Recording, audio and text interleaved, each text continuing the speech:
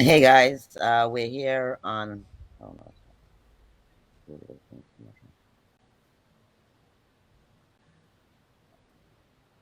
we're here on Coalition Radio, and right now you're tuned into Eyes on Pawtucket. Sorry about a few technical difficulties going on.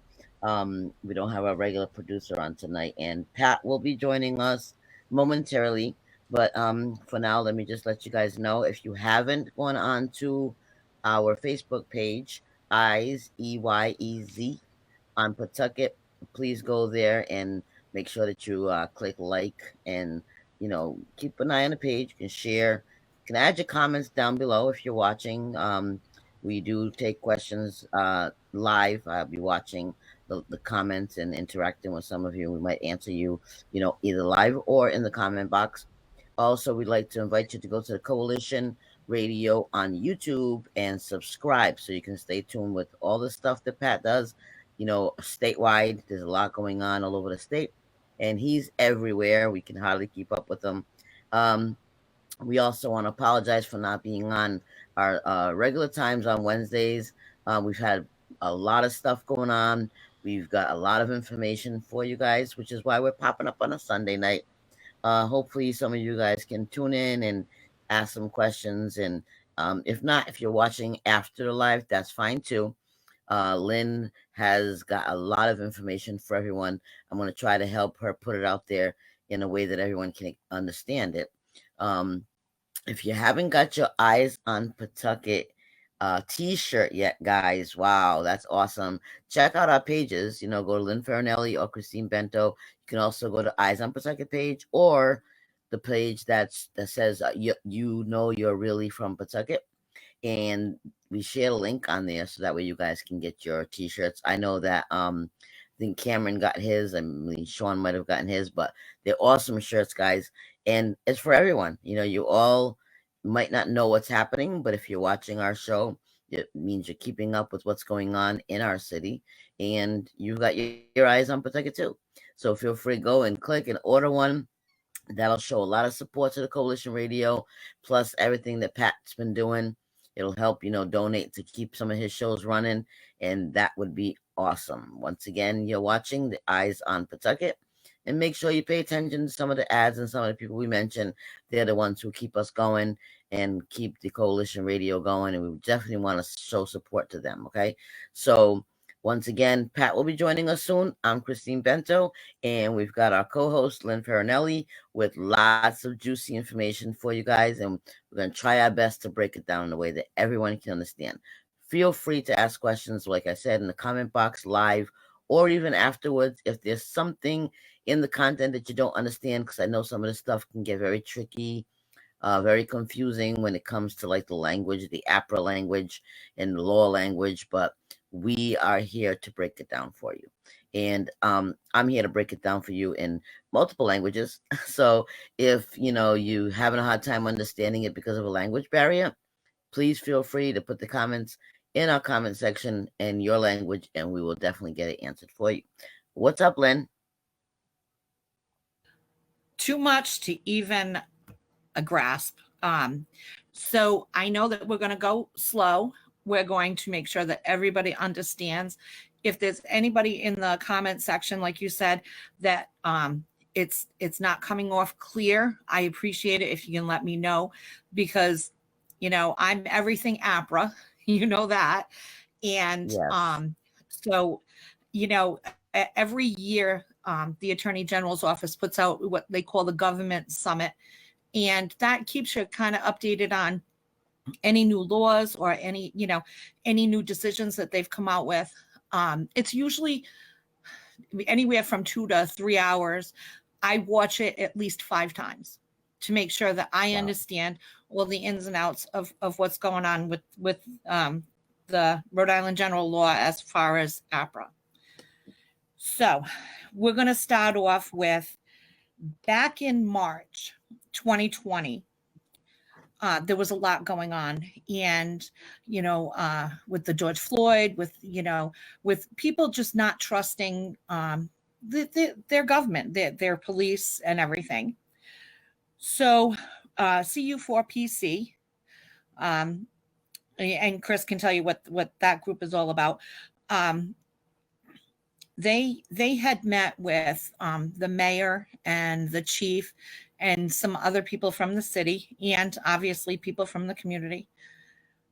I wasn't involved in those meetings, but I definitely was in the background, kind of steering them towards what they can and can't get as far as APRA. And APRA is basically access to public records. So you should be able to access certain records.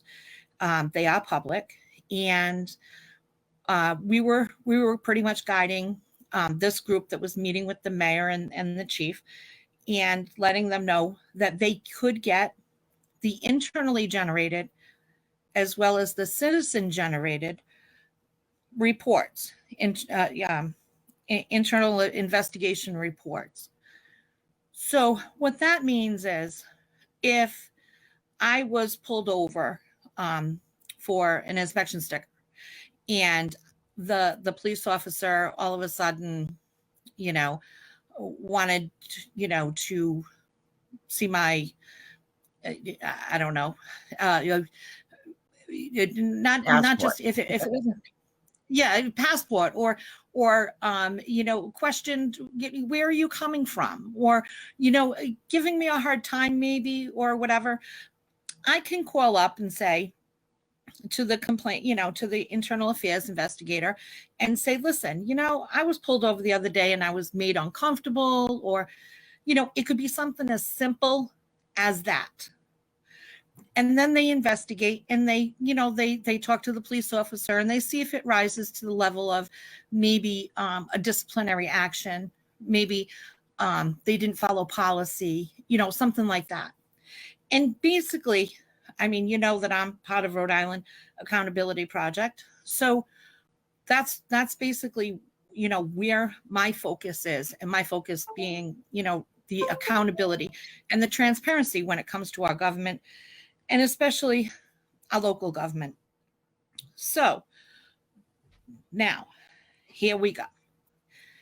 During those meetings, Well, can I just jump in there real quick? Absolutely. So when we were meeting with the chief for the CU4PC, I'm part of that group. CU4PC is Communities United for Positive Change. Well, we have met with them for approximately, well, I'd say a little over 9 months. Every other week, maybe once a month, depending on what they decided.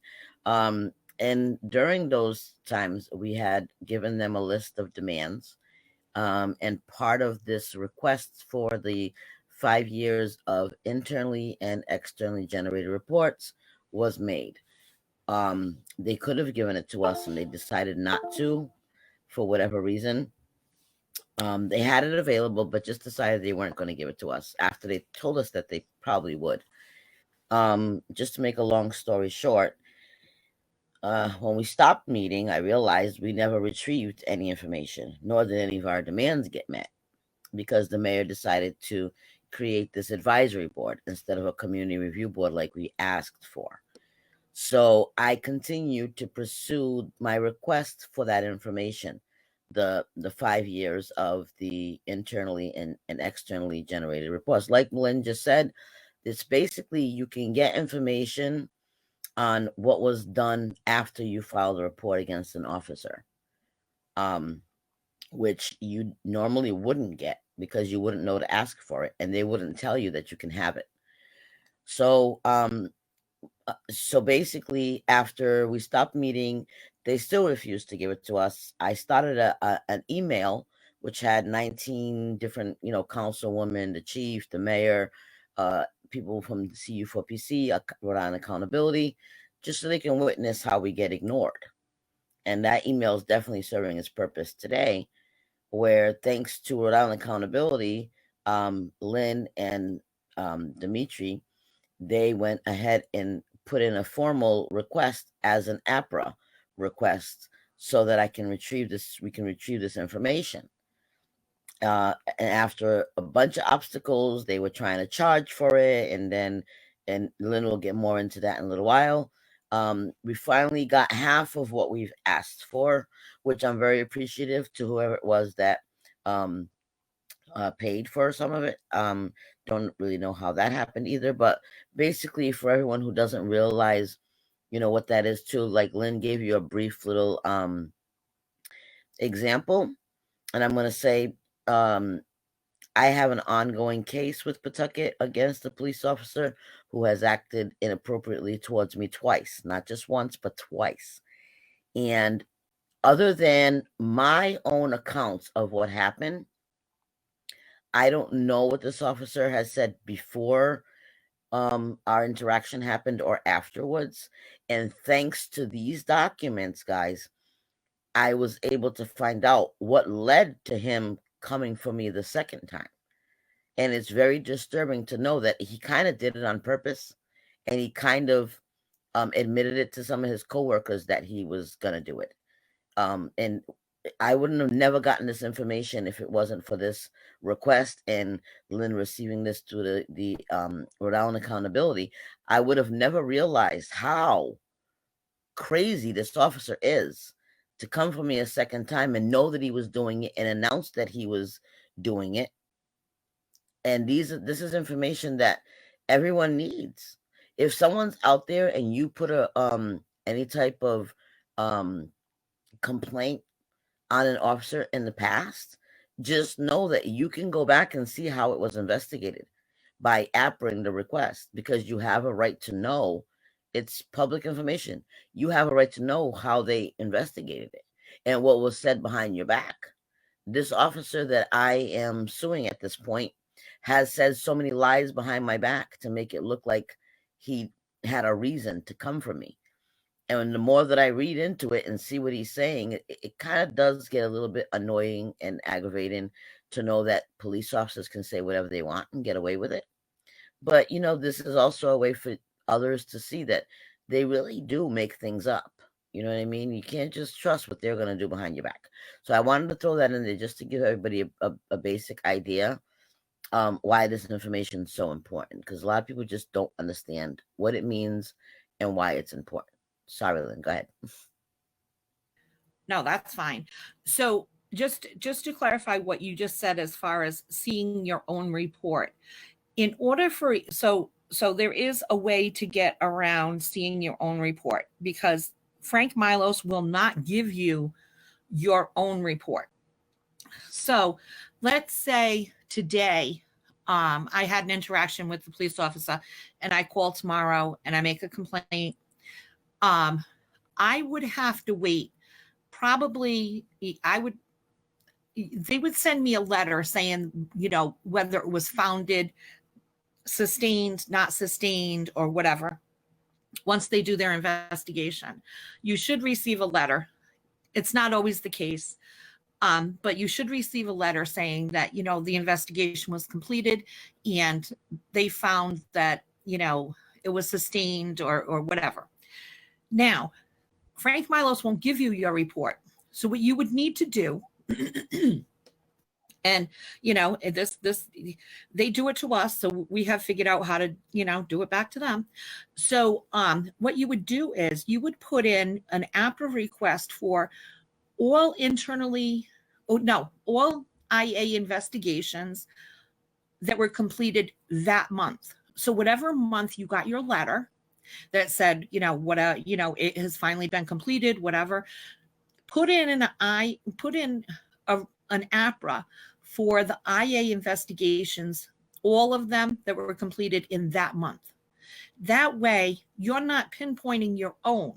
If you pinpoint your own, Frank Milos is going to say, nope, not giving it to you because the office is involved. Now, these IA investigations, they come redacted. So the average person doesn't know who the complaint was against. And that's, you can see where, they would want to do that. But so that's the problem. Frank Milos is going to give you your own. If indeed you have a complaint in and you know what month you put the complaint in and you know when you got your letter and you need help, you want to see how they investigated it, contact me. I will walk you through it. I Lynn, will can let you you know. just tell them what APRA stands for those that might not know? Access to Public Records Act. It's part of the Rhode Island general laws under public records. So now, moving forward, Christine mentioned, that they met with the chief. The chief lied. She lies a lot. She can come for me. She can get her lawyer. She is a lawyer. She can do whatever she wants. She lies. She said that she couldn't give these reports, and that wasn't true. But anyway, I digress. So now, Rhode Island Accountability Project, on July 7th, we put in the formal request for these records. We asked for the internally generated and the citizen generated. It went back and forth. They had asked for $480, saying that, they needed $480 to fulfill this request. It's been, back and forth, back and forth. It's been brought before the council.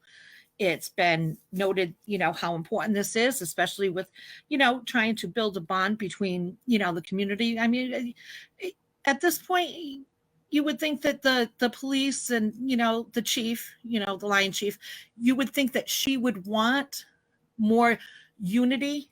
She would want, more community involvement, with transparency. She would want this. She would want this for the community. But let's keep in mind, she doesn't live in this community. So she doesn't really care what happens in this community, because at the end of the day, she goes home to foster. So she doesn't care what mayhem, what craziness is going on in this city, because she doesn't live here. Her kids don't go to school here. They don't have friends here, all that. So she doesn't care what happens in this city, but I do. I care very, very much what happens in this city. So let's get back to it. So it's $480 with CU4PC meeting on their own time, using their own time, hurrying up to have their meals or putting off their dinners and, things like that, so that they could meet with the city that's getting paid to do a job here. This, Don Grebbian gets paid. Tina gets paid. Everybody gets paid. But these people, these volunteer people that came forward for the community, sat and were denied information that they requested, that they were hoping would shed light on what is that exactly is going on with the police department and the internal affairs and all this. So anyway, so now on, I don't know what day was it. Maybe it was Thursday. I'm not sure. One day this week, I received an email through our through our APRA watch, which is Rhode Island Accountability Project, letting us know that somebody else had, I believe it was on Thursday, somebody else had paid for these reports, and they sent them to me, and they were only the citizen generated reports. So that gave me a job. The next morning, I called Frank Milos, and Frank Milos, he must have been missing me or something, because he actually got right on the phone, and I didn't even ask for him. But what I was questioning was who paid for them. And he said it was a separate APRA. It had nothing to do with us. And he also said that person paid $525. And the bonus was that person asked for 6 years of reports. So not only was I going to get my 5 years, I was going to now get 6 years. So I click on the link and I start looking through. And in the link, in the letter that they had sent, they said that now remember, it was $480 for the citizen and internally generated reports. They included, it looks to me that there was 216. I could be off by 2 because I've double checked it twice.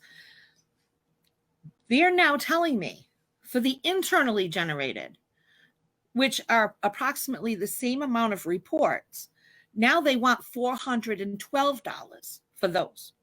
So it doesn't, I don't know, my math might be mistaking me, but if I have half of them and the original price was $480, why the hell is he now asking for $412 for the internally generated, which is half the APRA, half of the request? So I didn't Lynn, get into. before we go forward, just to catch everybody up, and I'm not going to get off subject because we'll come back to the subject, but I just want everyone to understand out there why these things are so important, especially the internal generally generated ones. Okay, guys. As you guys all know, yes, we are interested in how these police officers are treating people in our community. Absolutely, we are. We should also be interested in finding out how they're treating each other, which is why the internally generated ones are very important also. Because Right. one thing that really falls right into play with everything that we've been doing for years now between Lynn and I and other people that have joined us, Dimitri, and you know, everyone who's involved in this. You know, there's a lot of people, and I don't want to mention everyone's name right now, but what's important to remember, guys, is that when we are told that we should not be worried about the Pawtucket police officers because they're all trained and all do great work, you know, when I've had my incidents with a couple of Pawtucket police officers that I think are either on some type of drug or definitely disturbed in some way. I've come across a couple. I'm not afraid to name them. And I've reached out to the chief or the mayor or anybody to IA to complain and find out what's wrong with this person. You know, this person cannot be acting this way towards me or anybody else, right? What I've been told in the past, don't worry, our officers are great. They're there to protect you. We trained them very well. Now, why all this information is very important, especially this week, is because for those of you who don't know, most of you do, last Monday, our chief of police, our public safety director, both of them, same person, was stalked by her own employee, ex-employee to be exact. One of the Pawtucket police officers who we have been complaining about for so long, he's no longer a Pawtucket police officer, but he was still stalking the chief of police as of last week.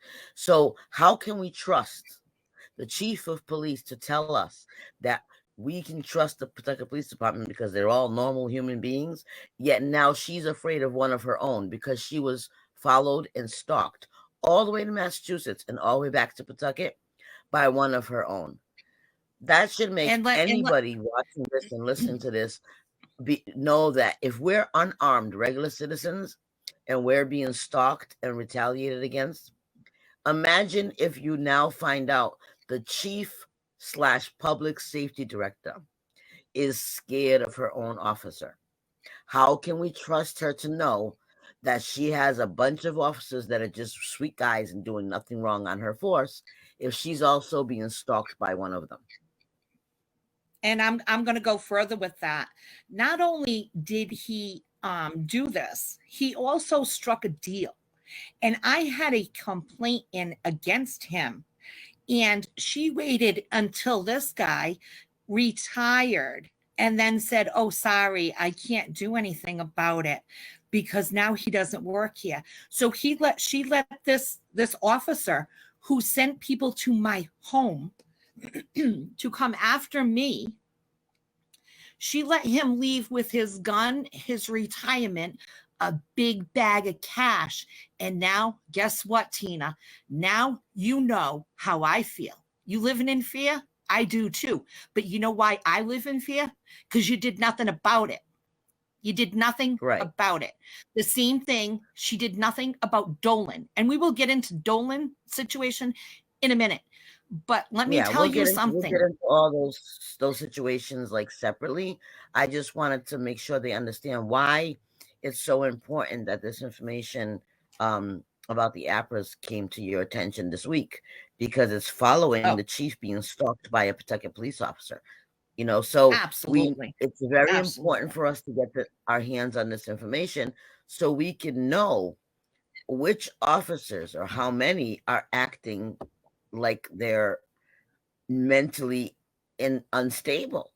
Because we're a community, Exactly. we can complain about them all we want, but if they're also making their coworkers, their boss, the chief of police, forget the chief of police. She is the public safety director for the city of Pawtucket, and she is being followed and stalked by a Pawtucket police officer.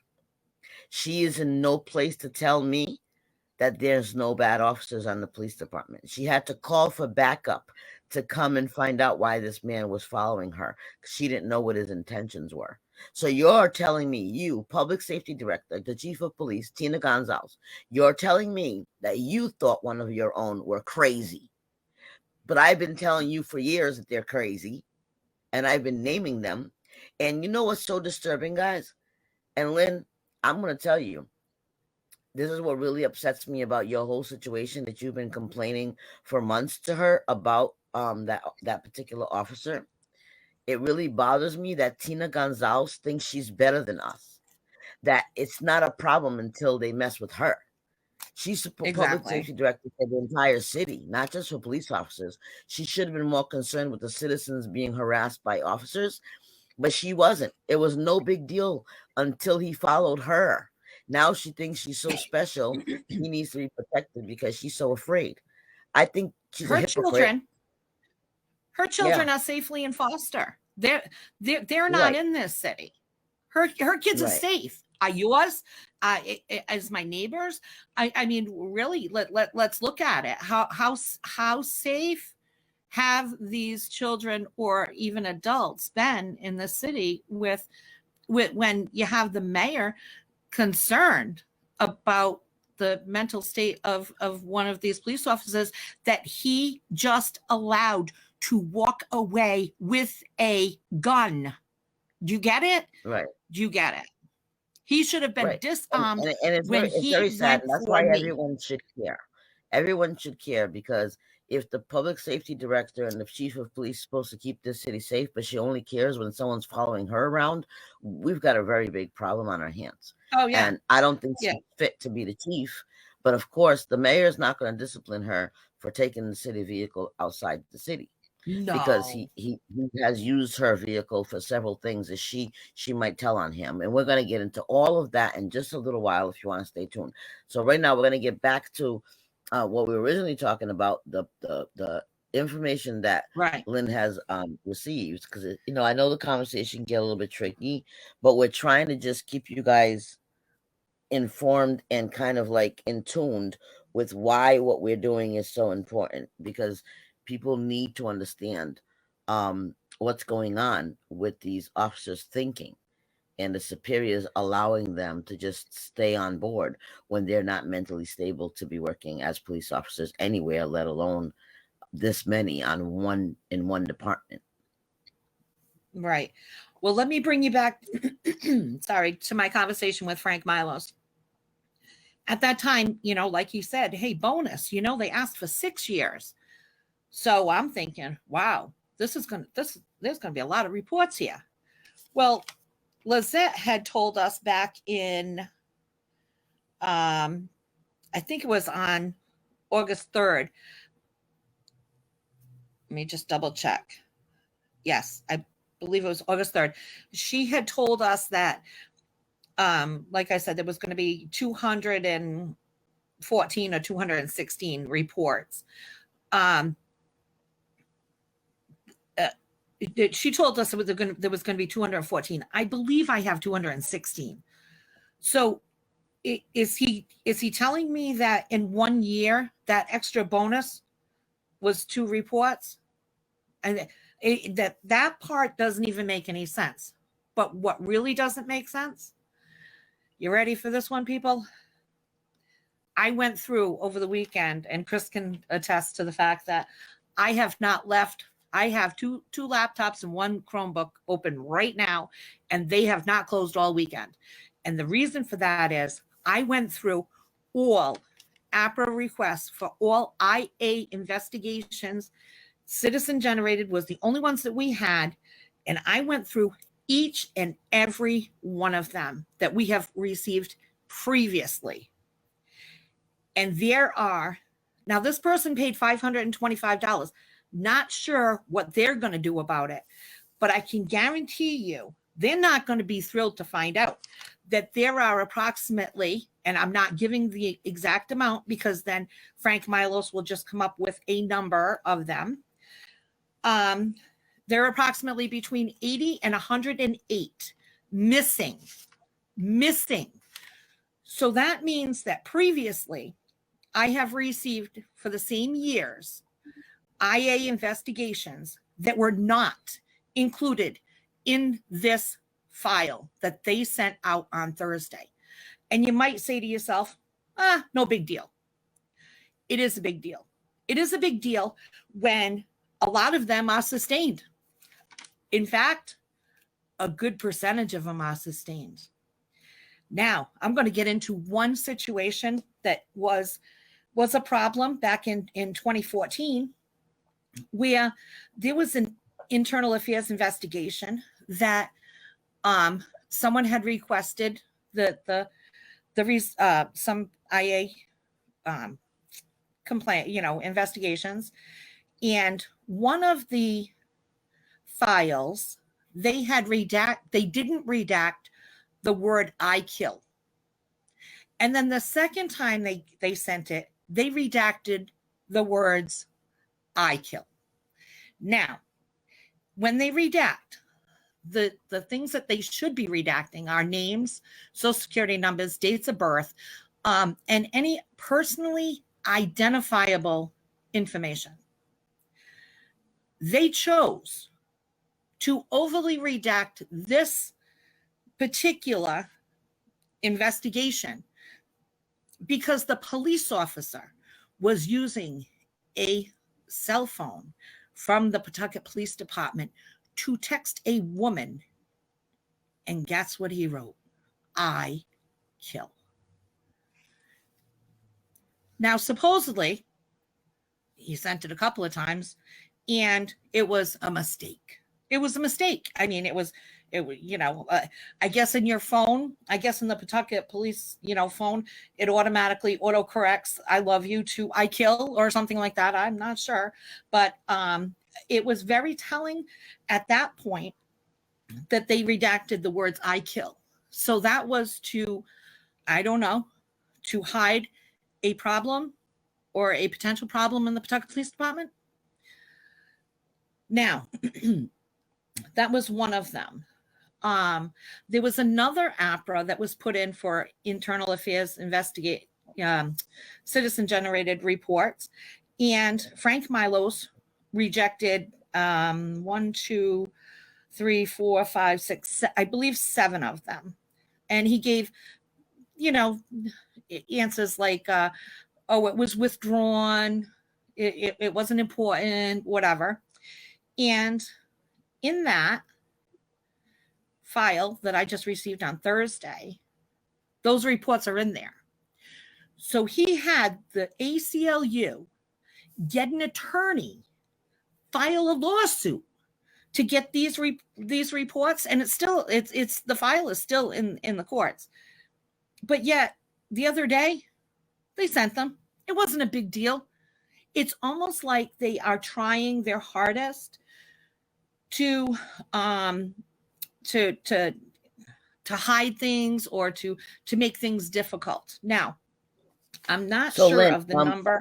Same with what happened with the Dominic Silva case, right? So we've asked for 5 years of reports. You received 6 years of reports. Could it be that Frank Milos doesn't release this information when a person asks for it because maybe an attorney might get involved and they might get sued if it can be proven that this happened? Possibly you're getting them now because the 3-year time limit for them to file suit is up. So he doesn't care about giving the information now because now they can't be sued for it. Could that be a possibility? No, I think that definitely it is it's a perception issue. So he's not going to give me a file like he did on Thursday and feel good about it if most of them are sustained or really disturbing.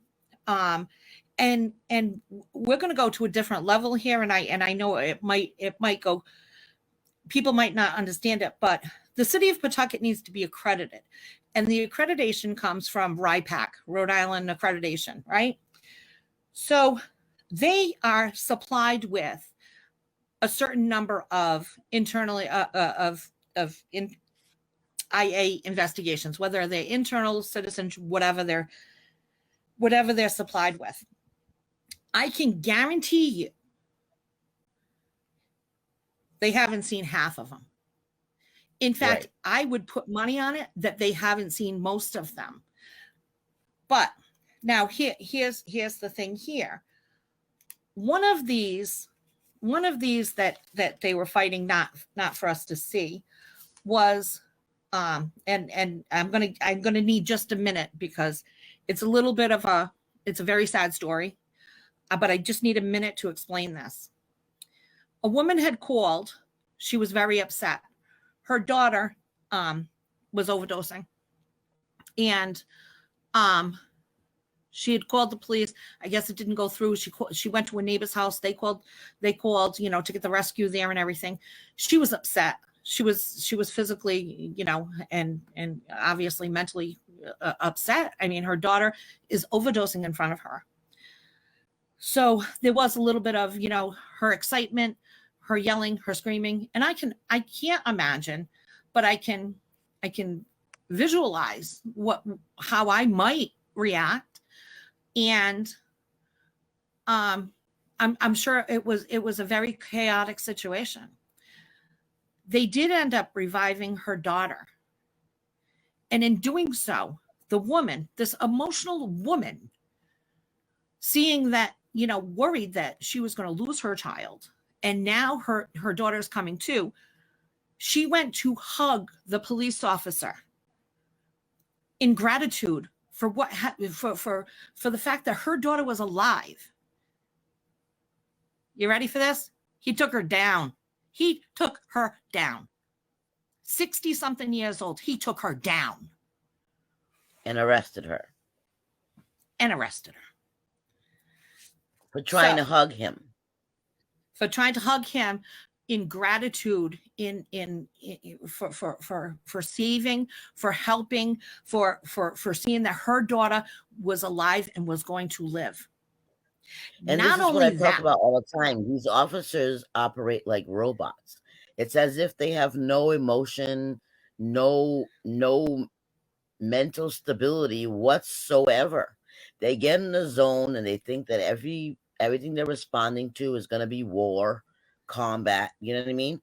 This woman was trying to hug him for saving her daughter, and he took that gesture as the wrong thing and took her down physically and arrested her after she had just watched her daughter almost lose her life. And that's what I say all the time. They operate like robots. They're not human beings when they're in blue. You want to hear the best part, and this is the same thing as we talk about it so often, victimizing the victim. They added another notation in there that the daughter overdosed again. I can't recall the date. The date doesn't matter. But it was almost like a badge of honor that nothing happened that day. So what are you telling me? What are you telling me? Are you telling me that not only are you okay with this, but now you want to show me that in this report that you're going to victimize this victim by yet again mentioning there's no internal affairs investigation into that one, right? Because obviously they didn't do anything wrong. But why are you mentioning that her daughter overdosed, yet again victimizing the victim, and mental health, drug abuse, and everything. I mean, those subjects are very, very sad and dear to my heart. So And it goes to show you that they pay close attention to anyone who files a claim against them. You file a report because they against go them, they're back. going to keep their eye on you. Yeah. So they're going to respond to anything after you're right, and after they've done you wrong. Now they're going to respond to your address or any complaint you make, wanting something to happen, expecting something to happen. They're probably going to create something to happen because they're looking forward to once again, retaliating against you for how dare you report me because you tried to give me a hug and I overreacted. This is how they operate. They went there a But second time expecting to have a problem. the other part of this, and I take it a different way. I look at it like you SOB, you went back in there to write that again. And what were you looking for? A reward that were you looking for a reward that you didn't assault this woman? For the second time it went better because we didn't beat you down. We Let didn't me while ask you you were this, Lynn. in. Since you know a lot about reports, let me ask you this. Let's say the Mhm. first report, the first incident happened in January of 2020, let's just say. Uh-huh. Um, is it normal and is it okay for an officer to go back, let's say 9 months later, and go add a notation into something that happened in January about having to go to that same location again? Why would help that make sense for me? Because I'm not understanding why, and if that's even okay that they would go back into a past file to go update it with something that happened on a whole different day months later. Well, I think that I think it's offensive. I don't think that there's any reason why they would. That case was over. That day was over. Um, the investigation was complete. She basically, after it all, she just wanted. She even mentions in the report, if I'm remembering it correctly, that there's a learning curve, and that he needed to understand the emotion that was going on in that situation. And I think that that's the Right. other part of it, that we don't have police officers that have the empathy, the sympathy, or anything. And that's why, there's so much training that needs to be done. There's so much that needs to be done in the city of Pawtucket. I mean, I go to bed at night with a headache, but I look at it and I say, there's no reason for him to go back, or anybody to go back and put anything else in there. Now, was it the same offices? I don't know, because there's no formal complaint on it. So they went back in almost like, I don't know, hey, look at what we did the first time, but you know what? We did it a little bit better this time. But that's not the reward. Doing your job right is not a reward. The you don't get kudos for not beating somebody. You get Right. kudos for that never crossing your mind that you would ever want to take a 60-year-old lady down that's dealing with an emotional crisis at the time with her child overdosing. And that's where, I mean, I can be, we talked about it the other day. I can act thug life, and I can throw the F bombs everywhere. But something, I have a heart, and I would not in in any circumstance want to be associated with anybody that could do that could take that situation and turn it into what it turned into. And I'm sure it was a complete, hell. Right. But I wanted to mention that. But the And other you know thing what the is, scary I thing look. is, Lynn, now that you say that, we're not mentioning any names of officers, right? And I wanted to touch base on one thing too that we talked about earlier this week. They no longer wear their name badges; they wear numbers, which is very hard to tell. So even if we were to say an officer right now, you wouldn't know who to look out for because you wouldn't be able to match the name to the number that's dealing with you. Um, and I thought this was very interesting too when it came to the whole chief being afraid of her own officers thing, right? They Right. use numbers all the time, but yet when she had her interview in the Valley Breeze, she continually referred to the officer by his name, which is, I'm going to say it Exactly. because it was on the Valley Breeze. Officer Marcial. Well, that's very interesting because if you're allowing them to wear numbers only, yet when you go on a Valley Breeze, because you're so scared and afraid of this person, you're calling him by his name. Wouldn't it have been appropriate if she had called him by his name plus badge number? Because maybe Right. I've been handled by badge number 5, right? And I Right. wouldn't know that badge number 5 is Officer Marcial because, it's the way that they do things. They're so sneaky in everything they do. So she can complain about Officer Marcial because she knows who he is by name and badge number, but she won't dare put out the batch number because what if someone else has been, treated badly by officer badge number 5? They're not going to know that that's the same lunatic that was following her around. That's why I want to make things clear. I put it on my Facebook and I'm doing it here now. Officer Marcial is badge number 5. If you've ever, Right. encountered badge number 5, and you've had a problem and he's mistreated you or acted unprofessional, just so you know, that's the same officer that the chief is now afraid of. He no longer Right. works for the Pawtucket Police Department. He can come back into Pawtucket and harass you at any time. Let's just be real here.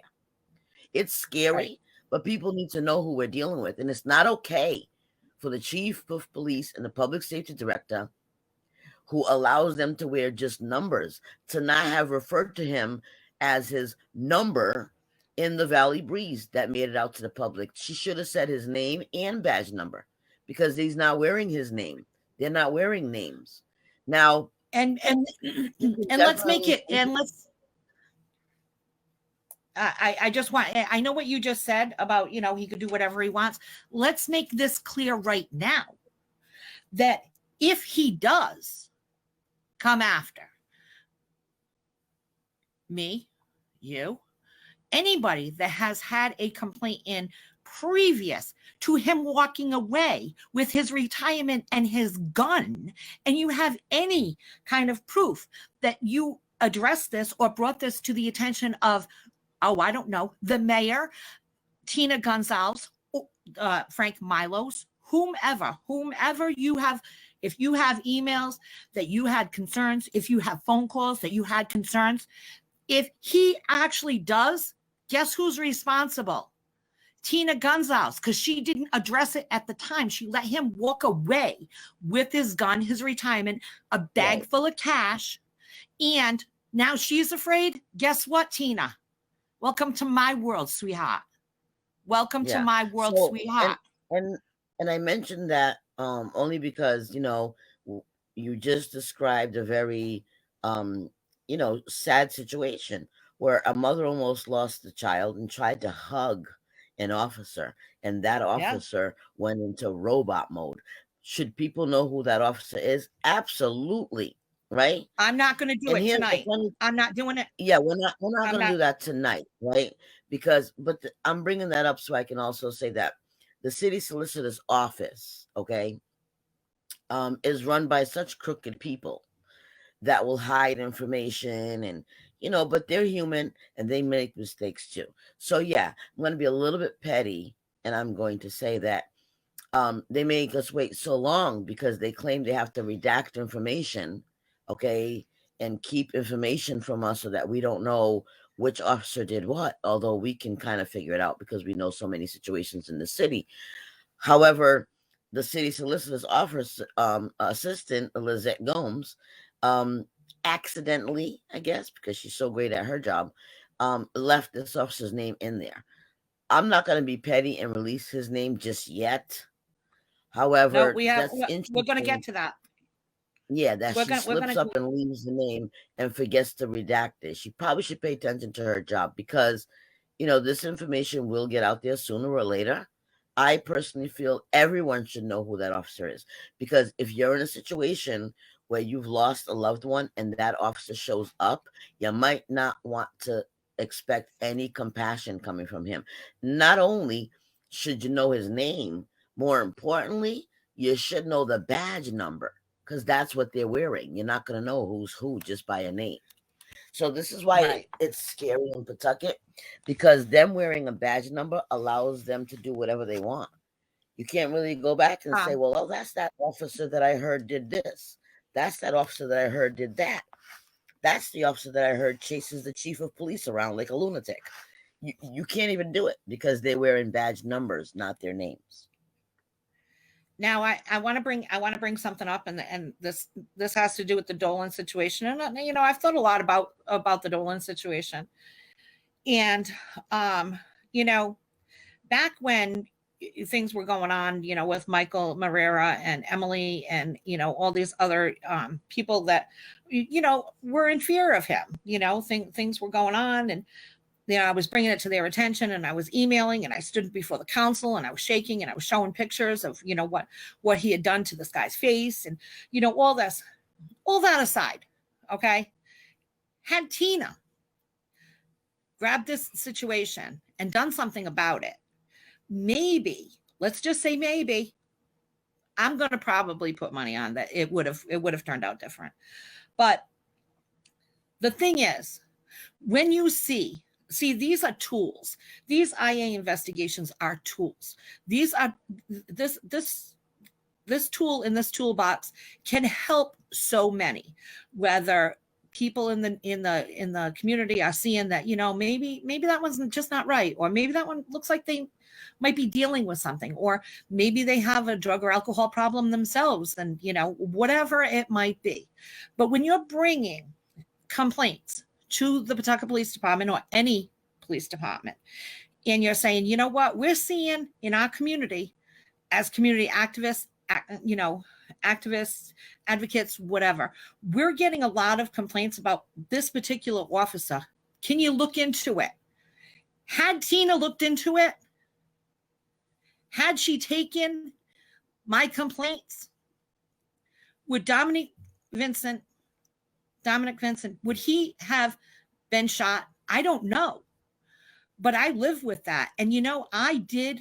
And I know, someday I'm going to meet the kid, and I'm, I feel bad. I feel like I need to apologize to him, because I tried my hardest, other than standing on my head, to bring this to her attention so that she could figure out what's going on here. Why are people complaining about this particular officer with his, beating on people and his aggression and everything?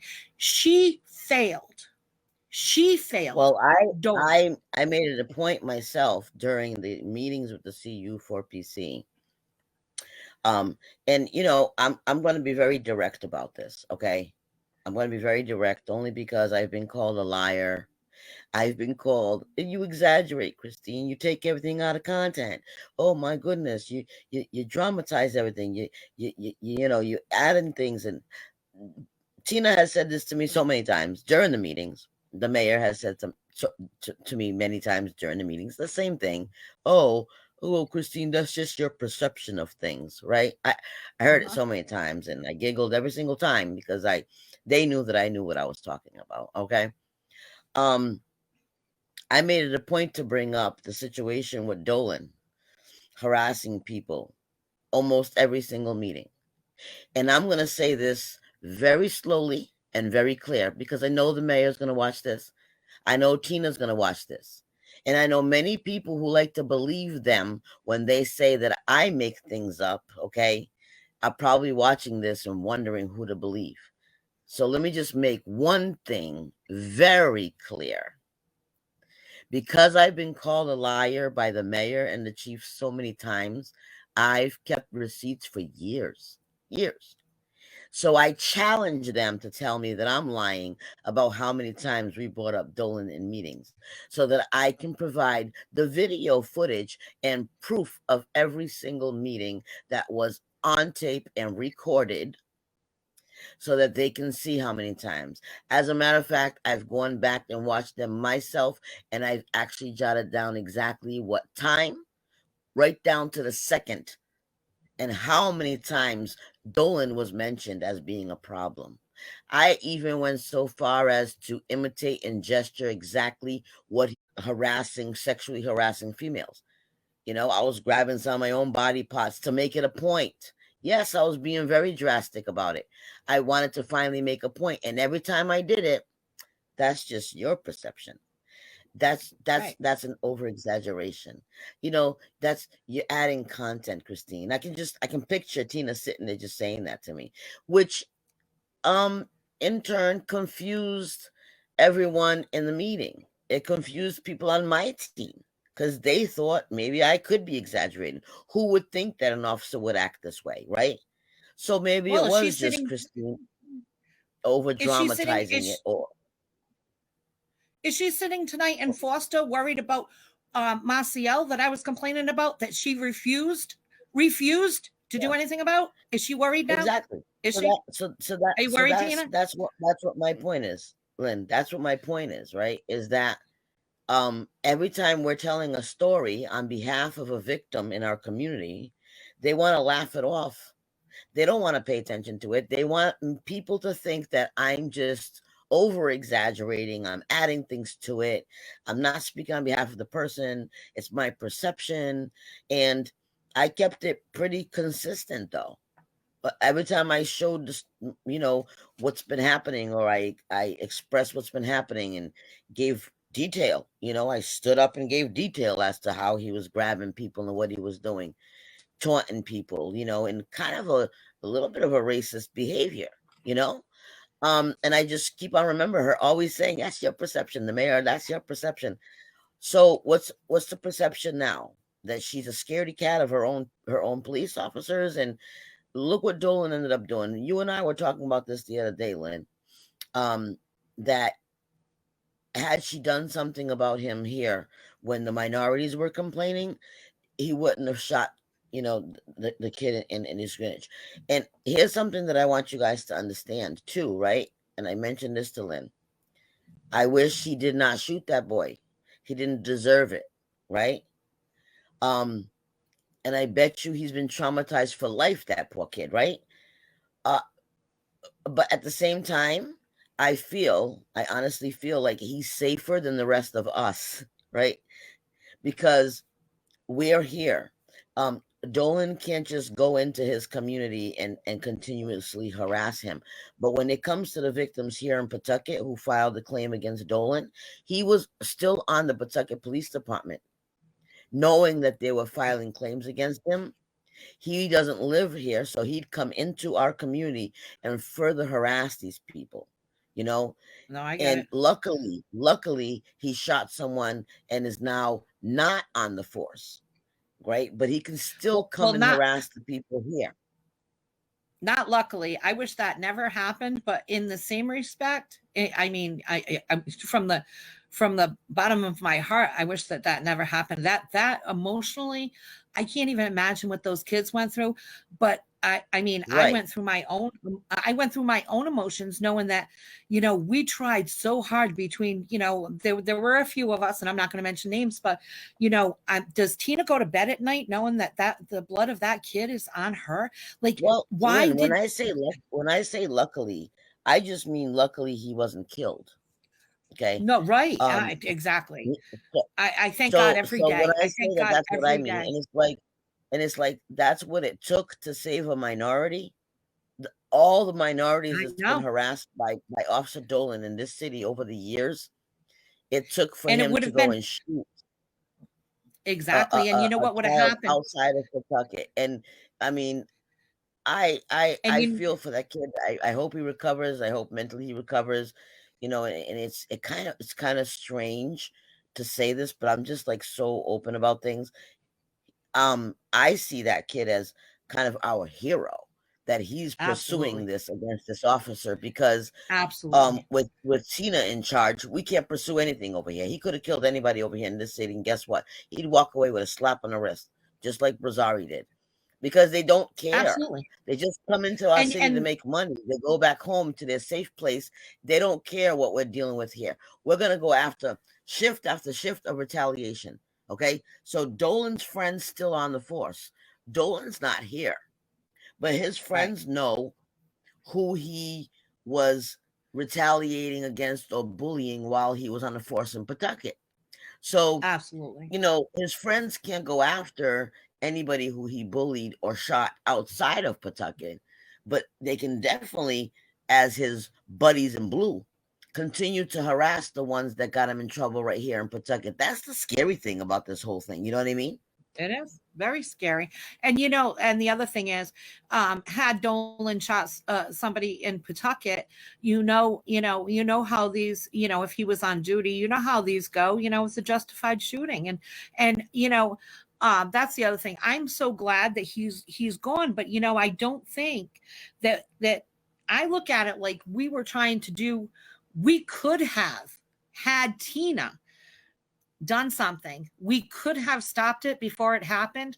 We tried really hard, but you can't look at the people that were complaining about his irrational behavior like, oh, look at them. They were complaining about him. He ended up shooting an innocent child. So when you look at it and you say, oh, well, they're troublemakers, they were complaining. No, you know what? We complained, we were ignored. And guess what? This happened. When you wake up in the morning and you say to yourself, did that really happen? Yeah, it absolutely happened. It absolutely happened after many, many attempts to stop it. And Tina did nothing about it. And so I'm getting back to the IA investigations for 1 second here, because there is no IA investigation into Dolan's actions. And I don't know why, I don't know, but I cannot find any of my complaints. They disappeared. They're not gonna want the kid's attorney to find out that he's been acting a fool forever. I don't think they should be there because I made the complaints. Now, if you remember correctly, when she stood with the Attorney General's office and she's like, I'm not going to talk about any previous, incidents or whatever. She was well aware of the previous incident. She was not only well aware of them. I had reminded her on numerous occasions. In fact, I stood in front of the council and let them know that they needed to do something about it, that somebody needed to get Tina to check back into her department and actually be the chief and the public safety director. And nobody did anything about it. It was crickets. And that's what bothers me the most. Don't look at the messenger. Listen to the message. The message was clear. The message was clear about Dolan. The message was clear about Maciel. And now you worry, Tina? You should be. You know why? Because you let him walk away with a gun and a bag full of cash. Anyway, let's get back to this just for 1 minute, because I just want to close up how I had to. I'm actually negotiating with the terrorists at this point, and so we know that there's 80 to 108 internal affairs investigations that are missing. We know that the complaints about Dolan are not in there. We also know that Lizette did not redact some police officers' names that are going to be a problem, because I'm sure that person is not going to want people to know that he took down a 60-year-old lady just because she wanted to give him a hug. This is where we're at. Okay, I sent an email to Frank Milos today. I let Don Grubbian know that the email was sent. They have till 4:30 tomorrow, and you know what? Because I don't negotiate well with terrorists, I think that that's plenty of time. They have till 4:30 tomorrow. They can go back in and redact the names, and I will not publish the IA investigations as is. Now, if I do send them out as is, and they are going into a book that will be sold on Amazon, I am not responsible for any redactions, because these were put out as public record. And I've already double checked and triple checked, and I am 100% in the clear. Okay. So with that put aside, if I don't hear from them by 4:30 tomorrow with a new set with them redacted the appropriate way, I will be putting those out as is. Number two, I want all the missing IA investigations that should have been included. And again, we're talking 80 to 108. If I don't get those, I'm putting in a violation, each individual violation, with the Attorney General's office. And I'm going to expose every one of those. And we're going to take a look to see why it seems that they were trying to withhold those. Could be I kill, not sure. The third thing, I have to contact the ACLU because they have a lawsuit, and Frank Milos has since allowed those IA reports to be contained in this file. So that's the other thing that was that the only other thing that I had going on. Yeah. So here we're at. Well, they have we also wanted them to answer. We also wanted them to answer as to why the price that you were originally being charged hasn't gone down much. So they might want to negotiate that. So the negotiation. So this is what I'm allowing them to do. I'm going to allow them to produce the other 80 to 108 reports, and I want those by 4:30 tomorrow. I also would like them sent with the appropriate redactions. Now, if they choose not to do this, this is totally on them. But I'm allowing this to happen. I'm allowing them to correct their mistakes. I'm allowing them to mend their ways.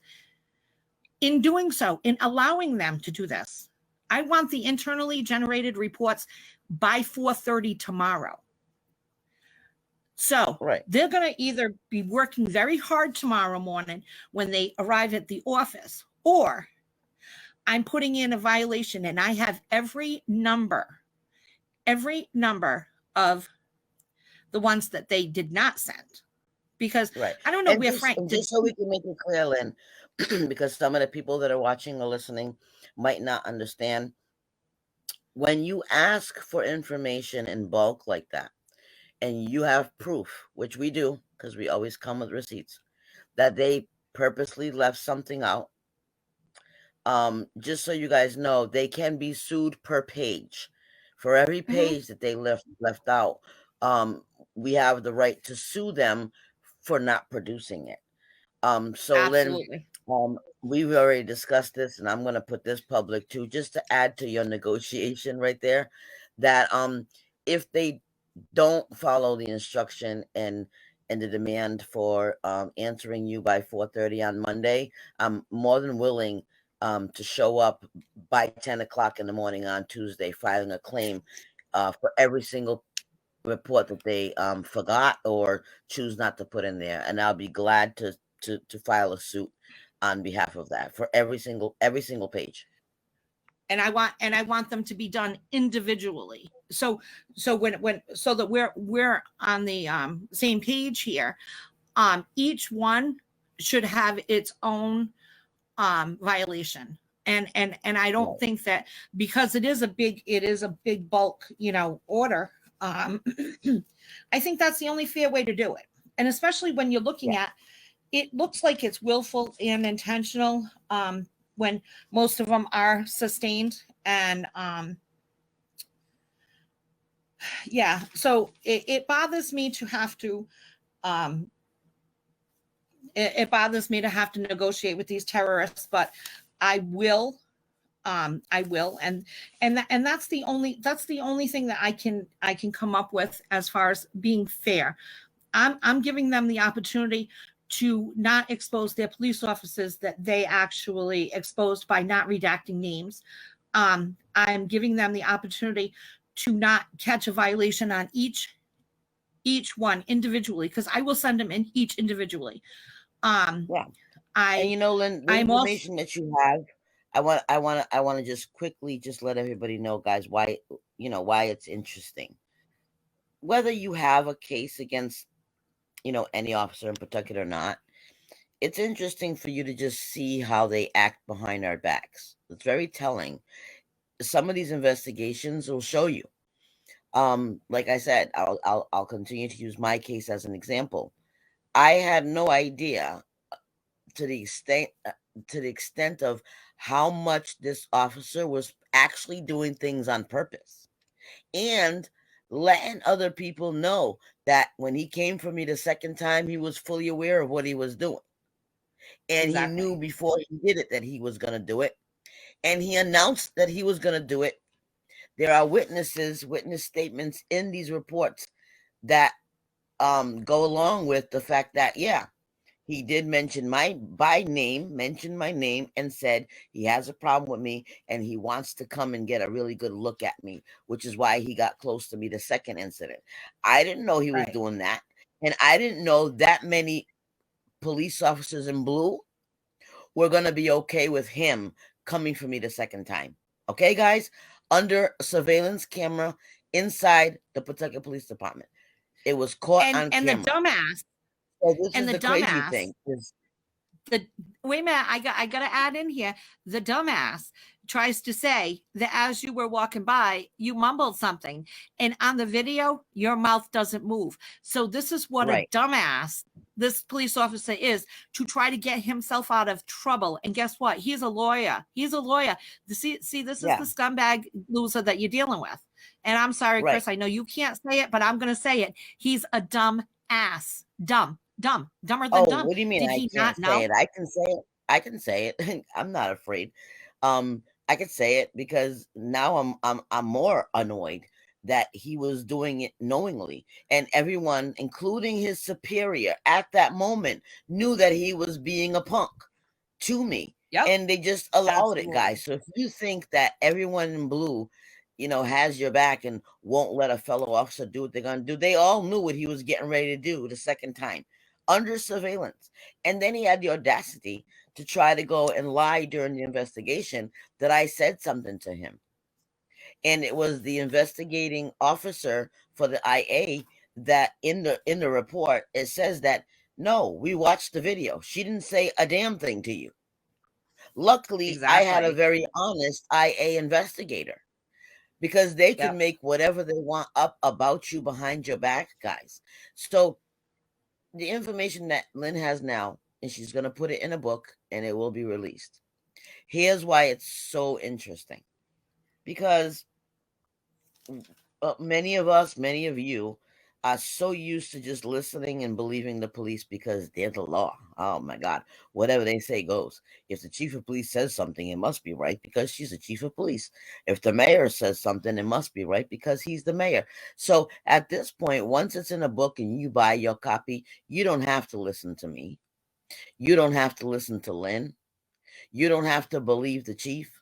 You don't have to believe the public safety director or the mayor or anybody or the police. Because when you read some of this stuff for yourself and you see how they lie, change things, and protect themselves, you'll be able to judge it for yourself. There are some situations in there that Lynn and I were going through last night on the phone that literally just makes you wonder, these people, these police officers need a mental evaluation, guys.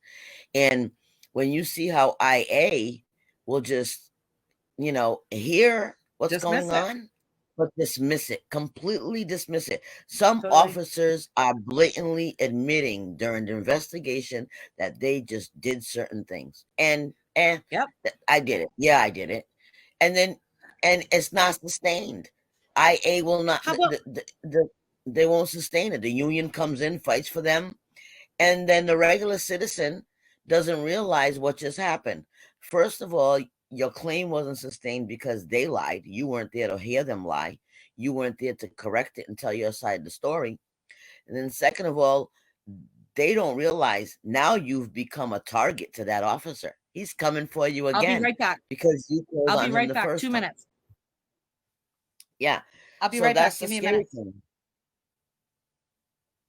So that's the scary thing, guys. This is what you have to understand, is that if a lot of people are afraid to file a complaint on an officer because of the retaliation factor. And what helps them retaliate very easily is their superiors, the union, the IA representative that side with them because they don't want to catch another lawsuit. Now you're starting to see that even the city solicitor, Frank Milos, and his assistant, Lizette Gomes, will also aid in the retaliation when an officer gets reported on, because they will hide investigations. We've got 80 to 100 reports missing from this file. We don't know what they're trying to hide. We don't know whose cases are missing. But from I'm what back. we know so far, because Lynn's been able to connect the fact that she knows which ones, a couple of which ones are missing, she's aware of them. We know that it's cases that definitely should have been sustained. So we already know they're trying to hide something. So they figured, let's just give them, this 500 and something reports and hope that they just go away and be quiet and not care about the rest of them. No, Frank No, Milos and Lizette. every one We of them. care about the rest of them. Hand them all over. And we also care about how the cops are treating each other. Guys, think about it. I don't know about you, but I'm very curious to find out what the history was between the chief and Marciel, who was stalking her. I'm very Right, curious. And guess what? It's going to be in those other reports that we're waiting on. We'll be able to tell, you know, which what problems there were. Maybe she was harassing him. I mean, the mayor right, admits it in the Valley Breeze that he was disgruntled and, he was treated unfairly. So, well, how was he being treated? Enough for him to right, come and stalk his own ex-employer, who happens to be the chief and public safety director. Guys, we need to know what kind of crazy people we have dressing up in blue, driving our cruisers, and harassing us. If the right, chief is afraid of her own officers at this point, calling for backup, which, by the way, her call for backup, there's no report on it. That has disappeared. Nobody knows when she called, what time she called. That has disappeared. There's something wrong with that. What did she say when she called 911? I'm the chief and I'm being followed, or how hysterical was she? We don't know any of that because all of that disappeared conveniently.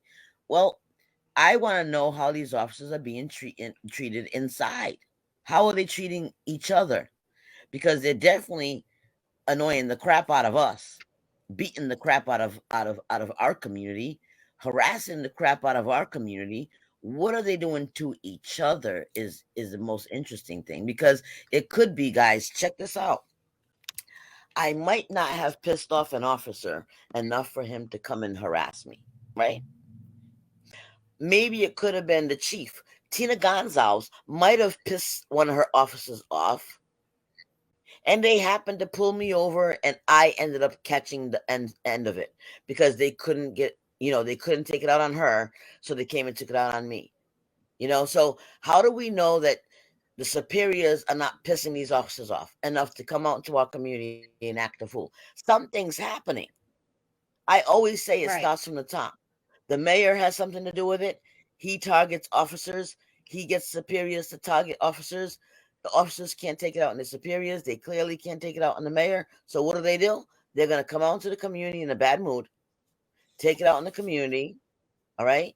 And then we go back and complain. So far, the trash has taken itself out twice. Okay. It's no secret that we've complained about Officer Bano, who was the president of the union for God knows how long. Okay, we've complained about him for so long. He actually resigned, and now he works for East Providence. He's a problem. He's going to be a problem for someone in East Providence. You know what I mean? But the trash took itself out. They know that we know what we're talking about, but they won't give us the Yep, satisfaction of being right. So they wait until these officers do something crazy, and then either get rid of themselves or retire, or they give them the opportunity to resign and go work somewhere else. That's not fair. These people are crazy. They don't belong working with people. Stop setting everybody else up because you're so comfortable in your home and you're the mayor, no one can touch you. You're the chief living in Foster, nobody can touch you. At the end of the day, people, please understand, okay? I'm a mother. I'm a wife. I'm a sister. I'm an aunt. And I'm unarmed. I'm an unarmed minority in the city, driving around, doing my everyday thing, okay? Being targeted by police. Lynn is a wife. Lynn is out there fighting the hardest because she's the one who's obtaining this information. She's going after the city solicitor on a daily basis, emailing, right? She's not armed. And Marciel has sent people over her house, banging on the side of her house while I'm on the phone with her, to harass and intimidate us. You mean to tell me we're not important? We don't mean nothing to nobody, so they weren't going to do nothing about it. Now, a white female chief / public safety director, armed, bulletproof vest, fully armed with a badge and a gun and whatever else she has to carry, right? And she's armed with a title of public safety director / chief, and she's being harassed. Honeys, we've got some crackheads on our department, and we need to stop it right now. It is not okay for her to now say, yeah, we've got some problem officers, because one of your officers happened to stalk you. She's not special, obviously, okay? She's not being respected for her title, obviously. She probably should resign because no one's respecting her title to the point where she's being stalked by her own ex-employee. But what is that telling you about the police officer's mental stability? How many more of them do we have on her staff that are more than capable of harassing and stalking and following her around? And I just want to bring this up. I mean, I'm just going by the ones that she sent. I'm not putting in the ones that were not put in. But for 2018, I mean, we're looking at approximately, I don't know, maybe 60 of those 60. So that means that there were 60 complaints, right? 60 of those 60, 3 were sustained. The others were not founded. So 60 people came forward and said, there's a problem. And they only sustained 3 of them. Now in 2019, we're looking at probably right around 50, right? And this again is just the file that they supplied me with. This is not the other ones that I have, but of these 50, this is what they really want you to believe, that out of the 50, it looks like we have 1. So 50 people came and complained, and they only found that 1 person was telling the truth. The cops are always telling the truth. And the problem is, there's a big uptick since Tina has come on the force, and it's because she's letting them run around the playground without being monitored. But the other part of this is not as far as it goes, people. We're going to look at all the excessive force, and we're going to look to see what race these people were. What age group are we looking at? What are we looking at? Are we looking at, and it's very easy to know who the black officers are because there's only 2. But we're gonna take a good look, and we're gonna take a good look at to see the excessive force or the police academy 101 would be that you're a male police officer, you don't pat down a woman, a citizen. And this cop, one of the reports is, and that's the sustained one, he didn't know he wasn't supposed to touch her. He didn't know that he couldn't pat her down. What did he think, that this was just a benefit? This was just a fringe benefit of the job, that you get to go around touching women. He forgot his training, like most of them forget their training. But I mean, you don't know as a man that you're not supposed to be patting down a woman. What the hell is wrong with him? You know what I mean? Like, what? Hello, 101. You get a female officer. He didn't know. He didn't know he couldn't do that. We will be continuing to break down this information. Lynn just got it literally Thursday, and she's done a fantastic job of finding particulars already. Like, she round the clock. I'll tell you. We were both on the phone till 4:30 a.m. on Friday, because she was going through some of these things and reading them. And I'm telling you, losing sleep over it, not in a bad way. We love this stuff. We'll be able to break things down, in more, for percentages and all kinds of other things soon. What I would like to do is, if anybody watching this, or if anybody knows somebody who had a problem with Pawtucket police within the last 5 or 6 years, and they actually filed some type of complaint with IA, and if you're curious to know what happened with your case, either put it in the comment box, right, and maybe describe it a little bit, or inbox us and describe to us what your incident is. I will gladly go through them and try to find how your case was investigated in particular, so that you can find out what was done on the other side, which you can't find out on your own. You can only get it through APRAs like this. So we do have the last 5 years, and I know it seems like a lot of work, Lynn, which is why I'm not offering you to do it, but it is a lot of work.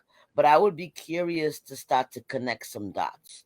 If you're a person who has filed an IA report on a police officer within the last 5 years, and you're curious to find out what happened with your investigation, feel free, inbox me, Christine Bento, inbox the Oh, yeah, page. or me. I will get it, or Lynn Farinelli, because I would be very Absolutely. interested to find out who you are, okay, and let you know what happened with your case. And maybe if it's actually within the last 3 years, you can file a suit if something in there, rings a bell where the officer actually admits what they did. Because it's happening a lot while we're reading this. They're, yep, I did it. So what? You know what I mean? They're very arrogant. So feel free, hit us up. Describe your situation Ah, to us. We can't find it by name, but we can definitely find it by whatever situation you break down to us. We can go and connect the dots. And maybe you can help us figure out what officer it was. And that would be great, because we need to start naming more officers. Keep an eye on the page, Eyes on Pawtucket, my personal page, Lynn's page, the You're Really from Pawtucket page with the word really in it. Keep an eye on that, because I will be more than happy to provide the names and badge numbers, so that everybody in this community knows what to look out for, who to look out for when you're in an emergency and you want to figure out if it's a jackass showing up for you. I would want to know. If I know an officer secretly has a problem with me and I don't know him from a hole in the wall, and I'm, God forbid, involved in an accident, I'd want to know if it's that jackass showing up who has a problem with me. Because then I know my life is on the line. He's not going to try to save me. He's probably going to make a lot more damage to me before the rescue gets there. We don't know what they're thinking, guys. You know, and and and I think, maybe he's not that bad of a person. Maybe I'm just overthinking it. But you know what? I'd rather be safe than sorry. and I have to say, I've had, and they know who they are if they're listening. I've had a few encounters with um city employees, the police in the last 6 months or so.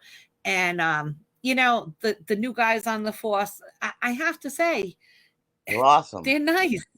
They're nice. Yeah. And the thing is, I think that over time, I think that things, they get away with it one time, and then the next year they get away with it two times, and then they just think that that this is, they just get into a bad way, a Habit. bad routine. And I'm not saying all cops are bad, something.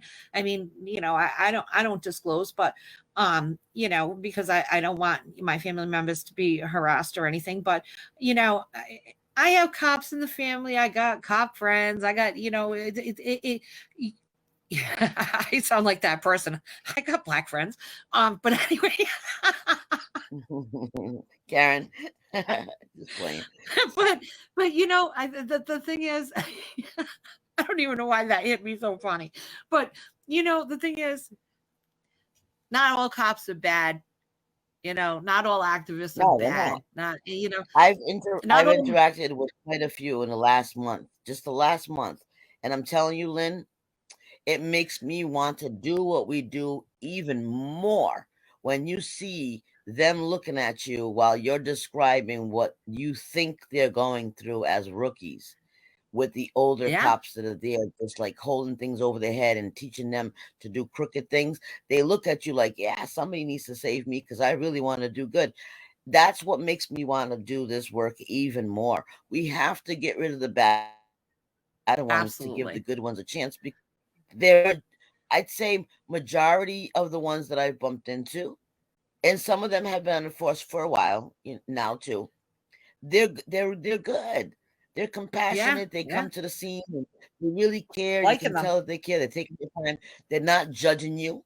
And even though some of Yeah. them know who I am before they get there, they're not Yep. judging me. They're still having a normal conversation with me as if, hey, she's never done anything to me, which gets them blackballed sometimes. That's sad.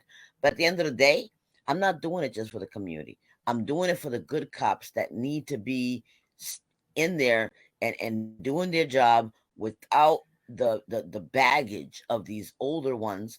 Tina went through the academy with some of these guys. They've been on the force together. They've done things in front of each other that they know they can hold over each other's head. Now she's the Right. chief. She's got her own little team. She's got her own little A team that she counts on to back her up, help her cover things up. She helps them cover things up, and the mayor's right along with them. The Banos, the Marcials, the Laternos, the Driscolls. I'm naming them. I don't care. They're all part of this one Right. big team, the Laforts, right? They've got this big Right. team of people. They all have been friends forever. So they're not Exactly. gonna judge each other now. They're gonna back each other up. They're gonna cover each other. They're just gonna lie. They're gonna lie. Tina's gonna lie for them. They have a team. I'm telling you. Some of them took one Well, for the team already. We know who they are. I can and name them all. and when you look at these, and obviously we're going to be looking at them a little bit closer, and hopefully the terrorists get back to me by 4:30 tomorrow. I will post on my Facebook how that ends up. But the thing is, when you look at everything, and you really start taking a look at the numbers and the situations and everything, um it's a reflection on Tina, and definitely what's going on is a reflection of Tina, and she has really screwed our city up. And I wasn't a fan of Paul King. I just wasn't. Um, I but I do know that he was in that front window and he was watching everything that was going on. I'm not sure that Tina can see from the mall. She's at the Yeah. mall. She's doing what she's doing, and she's not worried about what's going on in her department. And it is apparent when I'm looking at these IA reports that nobody cares. Nobody is caring about the community, Right. and that's the bigger issue. And I think that Tina definitely, and I'm going to say it again, you know that kid that was shot, that blood is on her. That I did my Absolutely. best, and I don't get paid. I don't get paid to do my best, but I do my best Right. because morally, Right. that's my makeup. That's your makeup, Christine Bento. And you know This what? is On this is behalf of the community, I want to thank you so much for everything that you do. And so many people out there working to make things fair. And I know what you go through. We talk on a daily basis. I know what you go through to retrieve some of this information. And I know that you've become a target because you're standing up for minorities, which is sad, because we should all be standing up for each other at this point. But sadly, our administration is run by people who look down upon white women or white men who are standing up for minority voices.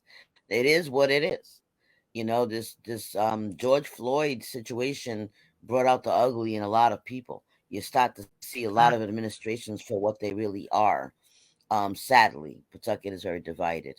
I was hoping that Pat would join us. I did say at the beginning, I had put it in the comments that we were waiting for Pat.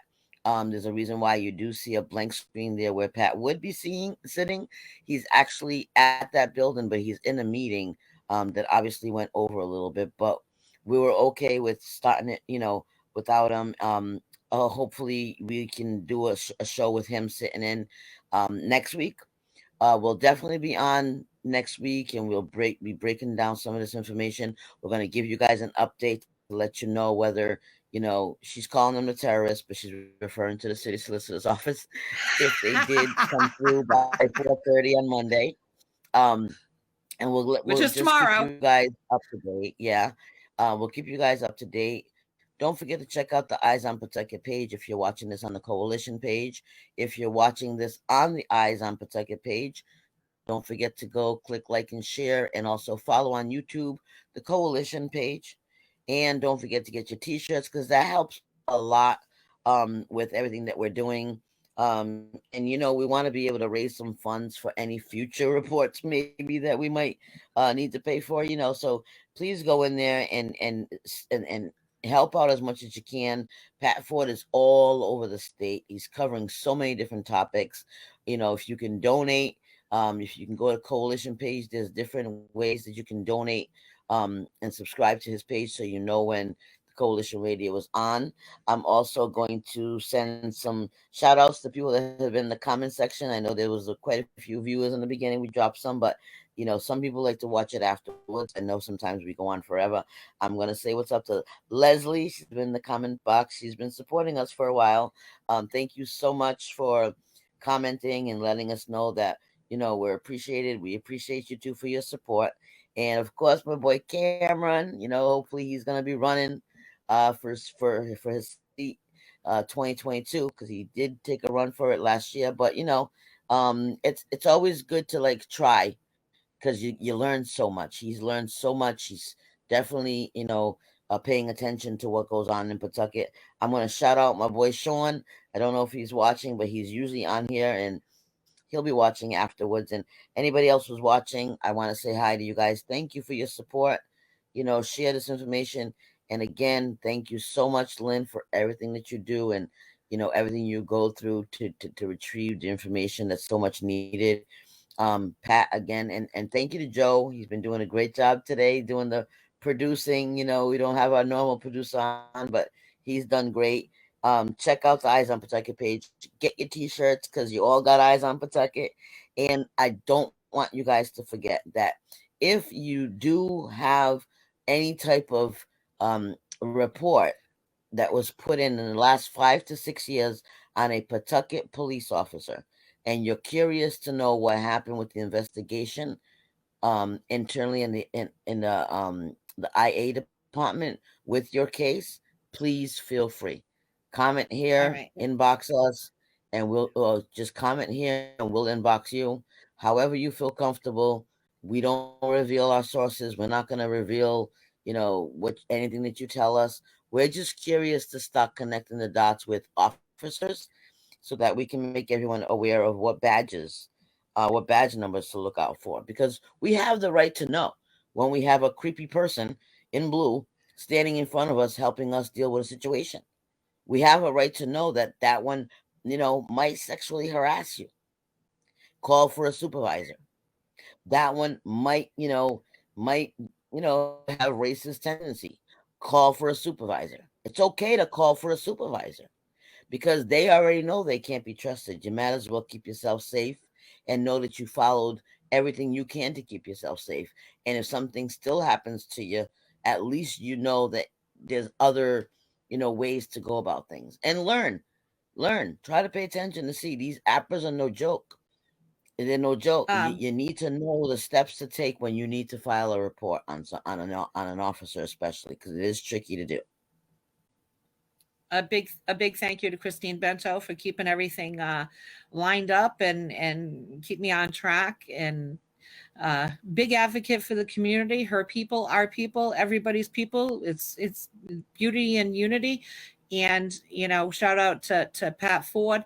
And I believe Don Grebian was probably going to be on. He did give me a thumbs up that we were going to be going live. So I did want to bring it to his attention just so that he knew, what he knows what's going on. And he's the mayor. Time to act like it. And I appreciate everybody in the comment section. I appreciate everybody that watches later on. And I hope everybody has a great week, and hopefully we can move forward and maybe do some really positive things in this city.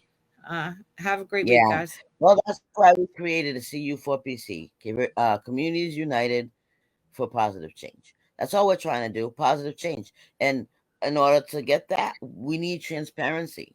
We need the police department in the city to be transparent about what's really going on. I mean, they know that we're right. They don't want to give us the satisfaction of being right.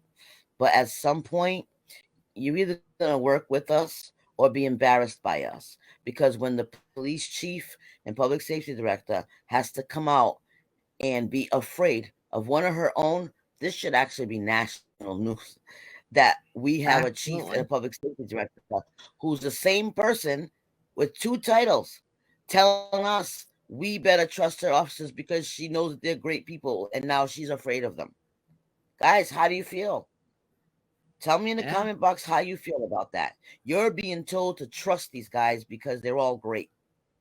Then you're also being told that the chief, your chief of police, your public safety director, is Is afraid. afraid of one of the Yeah. police officers because they act a fool, and the mayor is worried for her safety because a police officer is not acting right. How do you feel about that? That's scary, guys, that they won't admit it when it's happening to you.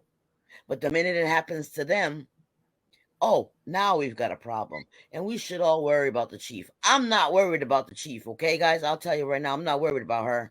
She's armed. Nah. She's got a bulletproof vest. She's got all She the didn't care toys about we've given us. her. She's got mace. She's got a taser. She's got a very fancy car she can get into and speed away. You know what I mean? And then she's got the whole Yeah. department that'll come after whoever messes with her. Okay? I don't feel bad for her. I'm not worried about her. She's all set. She's safe.